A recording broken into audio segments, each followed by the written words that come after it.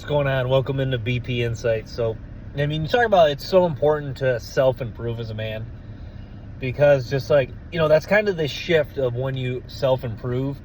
You start to shift from when when you're self-improving, you start to kind of shift from, okay, I'm not going to invest as much time getting girls, but when I do see an attractive girl, I'm on my grind. I'm feeling good about myself. I'm feeling a lot more confident. So it's easier to pick up that girl in my daily life. It's easier to go approach her, go talk to her. So the confidence with women oftentimes comes from not just approaching and not just approaching them in repetition, practicing and approaching them, but it also comes from just improving at life. Sometimes that's what a lot of guys have said. Sometimes the best dating advice is just improving at life, just getting as big, as strong, is good looking, is well groomed, is high status. If you can just if you're just hammering improving those things, not that women aren't just magically going to come to you, but it's going to be easier. It's just I'll just say this: how can getting women get harder when you're improving in all those facets? Like if you're just going to take an average Joe off the street, you're going to tell them in the next year you're going to get as big, it is strong. You're going to improve as much socially. You're going to improve your status. You're going to make as much money as possible. If you just do those 3-4 things in the next year, if you found out that guy was going to do that, wake up 4 or 5 a.m., just hammer those things for the next year. If you knew he was going to do those things, what are the odds that he would improve just naturally with women? Like, wouldn't you say that he would at least get a little bit better with women, even if it's not like a major improvement with women? Wouldn't you say he'd at least be like 1% better, maybe 2% better with women? You got to think, if you can just a few percentage points higher with improving with women is a big difference. Like if you're terrible with women, I mean, that probably, like if you're an average guy and you're terrible with women, that probably equates to maybe what? Maybe a 1% chance of getting women. Now, if you improve just a little bit, now if you're just like an above average guy, you have like some confidence tied into making money, ability to socialize, ability to make some money online. If you've improved confidence wise, don't you feel like you should have the confidence to at least approach a girl? It's like, for example, today, I feel like I'm improving. The last couple of weeks, I've been waking up at 4 a.m., doing things I need to do, getting things done, feeling confident and feeling proud about what I've done. Today, and I approached a girl at the gym today. She wouldn't talk to me. Just kind of walked away. And I'm thinking, oftentimes I would feel sad. You feel kind of that overwhelming feeling of depression. But I honestly didn't. I just didn't give a shit.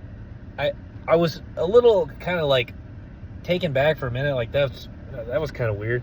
But like I said, that's why you talk about why high level men like getting rejected by women.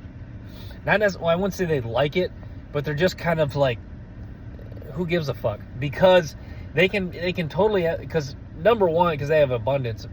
But the second reason is, like, if you're Chris Brown, if you're whatever high level man you want to, Ryan Reynolds, Ryan Gosling, Brad Pitt, whatever high level, attractive, top tier man you want to talk about, like if you're that guy and a girl rejects you, they're going to be like, what the heck? Like, they're almost going to just be like, they'll think like there's something wrong with that girl and just move on. Like they'll move on quicker than you can say the two words move on. It'll be, okay, whatever, Then not even say whatever. It's just, it's understood without the words being spoken that they're going to move on. So, yeah.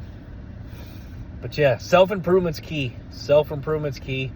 And I noticed, like, once you're self-improving, it's just like the conversational flows when you're talking to women just seems a lot more natural. It's like today, talking to girls, it's just like, I had the girl that rejected me at the gym, but it's just like, I feel like if I wasn't self-improvement, if I wasn't leveling up, if I had more of a chasing women mindset, I would have given more fucks about it. But I'm just like, and I was happy that I didn't. That's the other, you're almost happy that you don't give a shit. I'm like, good. Now I'm glad I didn't waste my time trying to text her and, maybe let me just get my text game up. Let me just text her the right things. Let me try to be a little bit more funny. Hee hee ha ha. Maybe she'll hang out. No, she wasn't interested. Walked away. Fine. But you know what I mean? Now that you're self-improving, you don't really care as much. Does it sting for a second? Even if you're self-improving, does getting rejected sting for a second? Maybe. Do you think about it for maybe a second to a minute, couple minutes, kind of reflect? Maybe. But then you move on. But yeah, that's the other thing. I think a lot of guys, they have some of their issues is, you know, they have a mindset of just like, they think to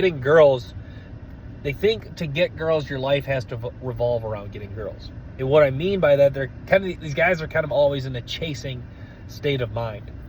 Like when you're in a chasing state of mind, girls, number one, can sense that thirst, you know, that desperation, the neediness, which turns girls off, but they can also sense, you know, they also can just sense that you're not, or I'll say this, when you're needy, thirsty, it gives off the vibe that you're number one, not getting other girls, and number two, you're not on your grind. You're not improving as a man. It's funny how girls can really pick up. Girls can sense a couple things. They can sense when you're on your grind, and they can sense guys who get girls. They do those things pretty well, and they can really vet out creeps and weirdos, guys that are that are murderers, whatever. And why they can do this is it's for their number one, for their survival, but for reproduction too. Because you got to think, if they go home with a creep weirdo, you know, who knows what could happen? You know, that could be a bad situation. And then the other thing is, you know, you want to get with a guy that's always self-improvement, because a lot of times women place bets on men. I know Justin Waller's talked about this before. They place bets on men. So when a woman chooses to get in a relationship with you, she sees you as a long-term partner. She fully respects you. She's placing a bet that you're going to be a long-term option to protect her, to provide her, to be confident, to be competent, and just continue to improve and continue to make money, just continue to get better in every single aspect that you need to improve. So a lot of times women are just placing bets on you, and they expect you to continue to get better and better. So, but yeah, I guess I'll wrap with that. Thanks for tuning in. Stay tuned for more episodes and clips for BP Insights.